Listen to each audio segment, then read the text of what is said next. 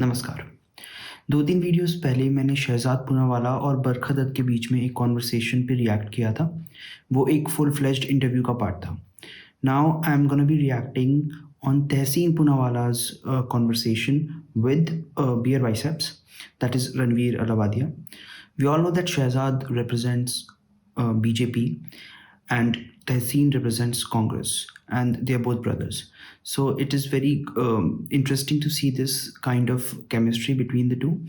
So I'll be giving my thoughts during the course of the video and at the end of it.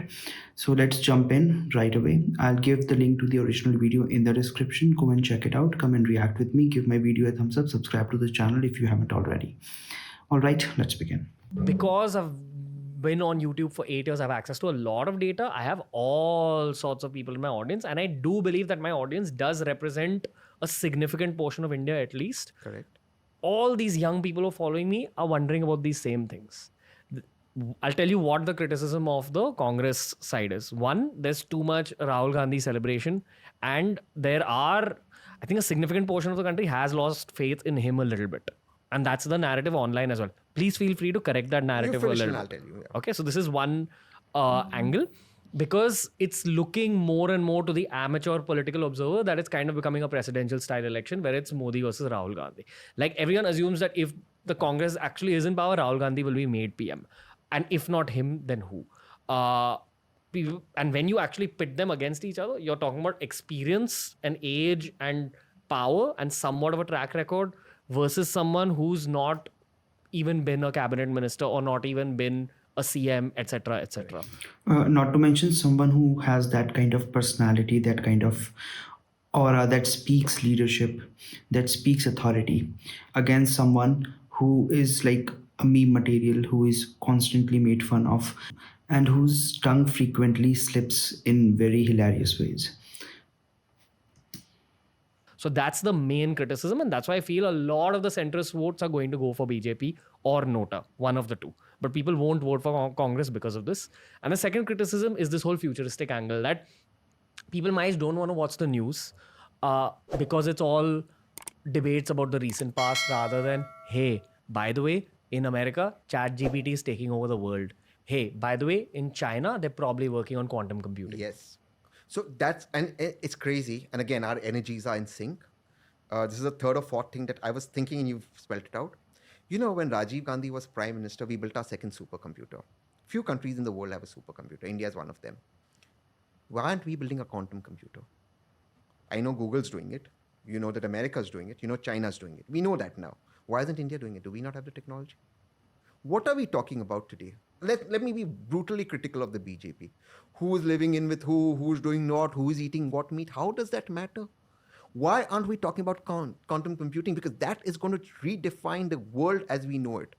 It's going to redefine our space security. It's going to redefine everything. Why aren't we doing it? Do we not have the capability? I mean, my limited understanding is it's possibly happening somewhere. That's what I assume about all governments. At least that's what I understood from the scientists on the show, that projects are always being worked upon. They haven't paid ISRO the salaries for the last 3 months. ISRO scientists, they haven't paid salaries for the last 3 months. Is that fair?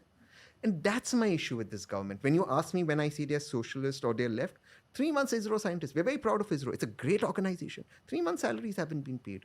And feel free to fact check me on this. I will, but first I want to talk about this Rahul Gandhi angle. I just want to cap it off. Because you're a Congress supporter, do you look at him as your leader? Yeah, I do.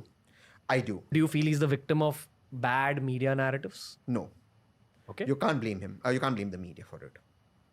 You have to own up and take responsibility. You can't blame the media. Media will do what it has to do. वो उनका धर्म है.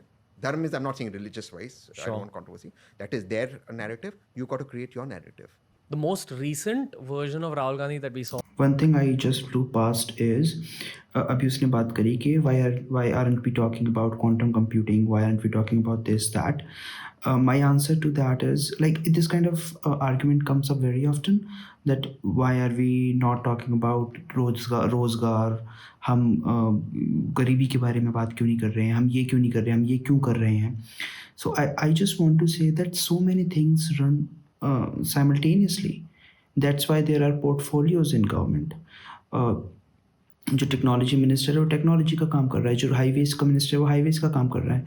So just because something comes up in the news, something that becomes a topic for conversation and discussions, doesn't mean that that is the only thing that is happening uh, at the government level, at the policy level. There are so many other things that are going on that we don't know about, that we are not talking about because they are not of interest to the news media outlet or like of the opposition, because that wouldn't get as much traction as some particular topics.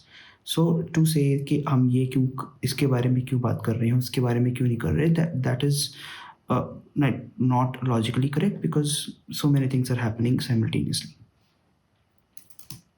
The internet was, I think, with Samdi, she had done Yeah. some conversation.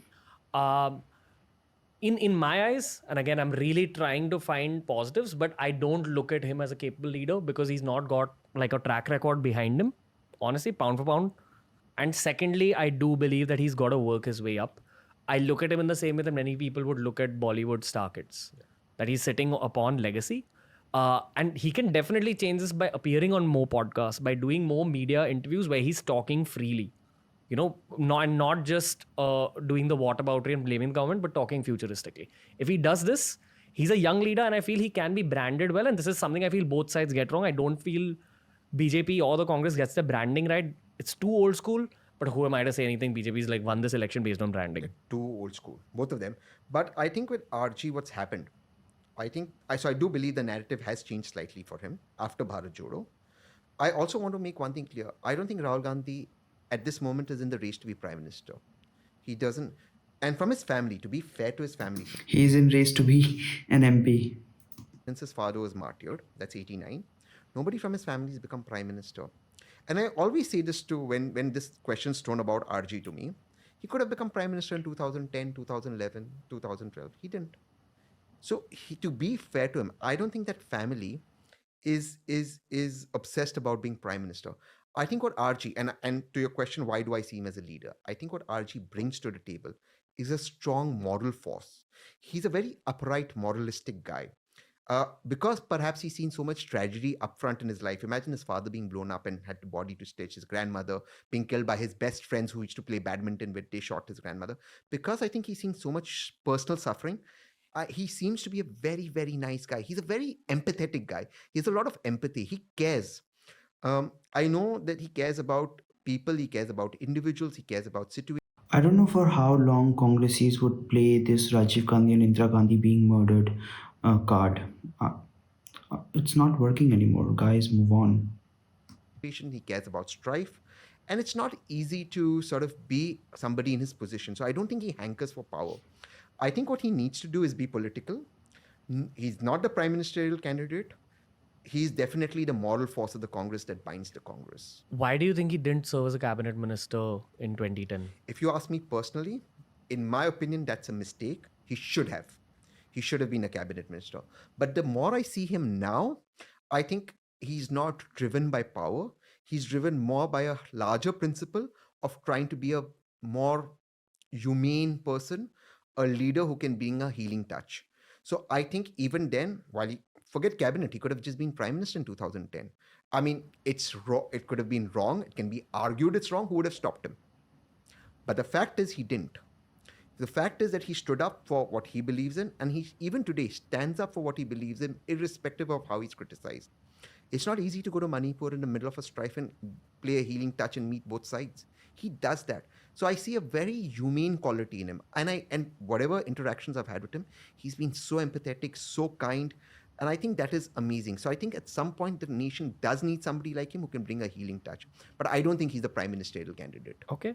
You know, I'll give a very straightforward PR move for him. He should appear on all the best podcasts in the country, from Smita Prakash to TRS to Untriggered to Dostcast to Raj Shamani. He should just go on all, show his human side, show what he's about with a bit of a game plan, without his managers in the room. Okay? And see how the internet and the youth reacts to that.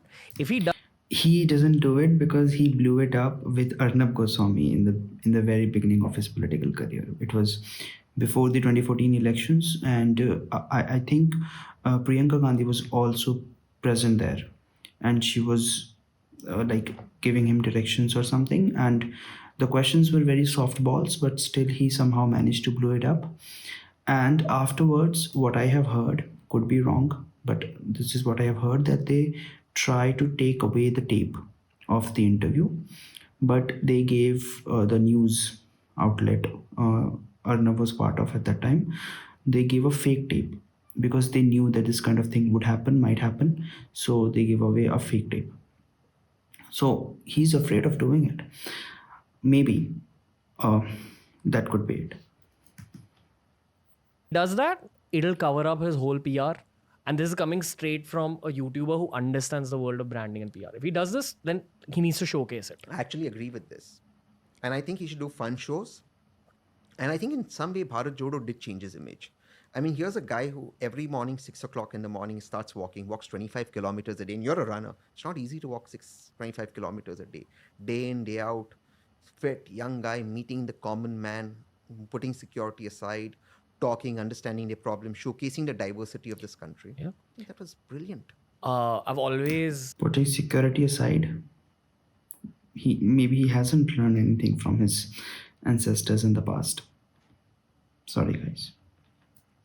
drawn out the national narrative from the world of cricket. Yeah. In the age of Virat Kohli, which is also why you see people like Jesai Deepak, Correct. Anand Ranganathan, their online brands taking off. Yeah. The youth wants to see a certain amount of aggression, straightforwardness. They want to see a Virat Kohli And in alpha. everyone. And alphaness. I agree with you. Which I don't know if his moral values satisfy the youth's need for seeing that Virat Kohli type of figure. And I think maybe he has a chance to change that if he appears on screen. In a lot of people's eyes, he's not hustled enough right now to be considered a PM candidate. Please correct me if I'm wrong. But I don't think he's the PM candidate. I don't think he's put that out.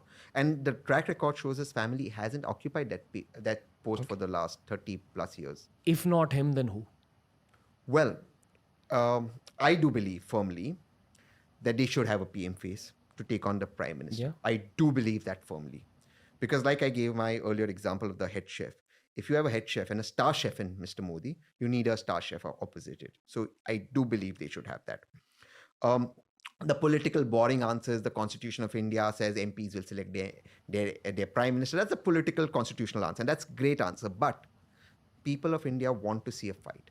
So I think you should have somebody, whoever it is, you choose on a name who will sort of create a new vision for India, a vision that is different from the BJP's vision, that will challenge the BJP to speak on issues that the BJP finds uncomfortable to speak on. Economy. The BJP is not good. Their narrative is very simple. And everyone who comes to your podcast with you, we are now the 5th largest economy, we'll become 3rd. You would have anyways become the 3rd largest. Nothing's going to stop us from being 3rd largest. Can your per capita income go from 127th in the world to 3rd largest in the world? That is the key.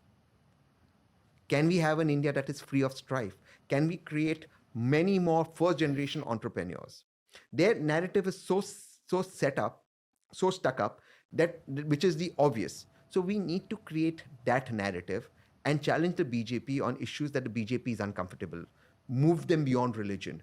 Because that is where the BJP is at its strongest. Yeah. The BJP is at its strongest when it comes down to religion. Nuclear. I do agree with him that Congress should come up with a different type of ideology that is different from the BJP, but I don't think they are because the bitter truth of the matter is कि तहसीन जैसे लोगों की कोई सुनता नहीं है कांग्रेस में. I know what he's talking about, but nobody's doing that. Everyone inside the Congress is after pleasing the Gandhi family. They will jump through the hoops just to please him. And that is where all the problem lies. Nobody goes and questions the Gandhi family. Nobody tells them that, okay, you are wrong here. Aise mat karo. This will repulse the people of our country. But nobody's doing that. And whoever does it somehow endangers his or her political career. So that is the truth of the matter is. Now, if we talk about the economy, I think in the recent past only that people have started talking about the economy. So that is the conversation that has come up very recently. Nobody was talking about economy just a few years ago. Now the talks of economy have become mainstream, and which is like a very, very good thing for political discourse. And if we talk about religion, then I think religion has also become mainstream. Like it was mainstream, but no, it wasn't being talked about this much. So that I wouldn't say is necessarily a bad thing, because the movement, the religious renaissance, has done like a great thing in reviving our cultural identity, and especially with this recent Ram Mandir inauguration. So do not like paint religion as a bad thing, as the discourse of religion as a bad thing, especially in the Indian context, because we need that kind of that cultural re-emergence in our country after this colonization for so many years. So let's see what is in the store for Congress in the coming time, and what is in store for our country as a whole.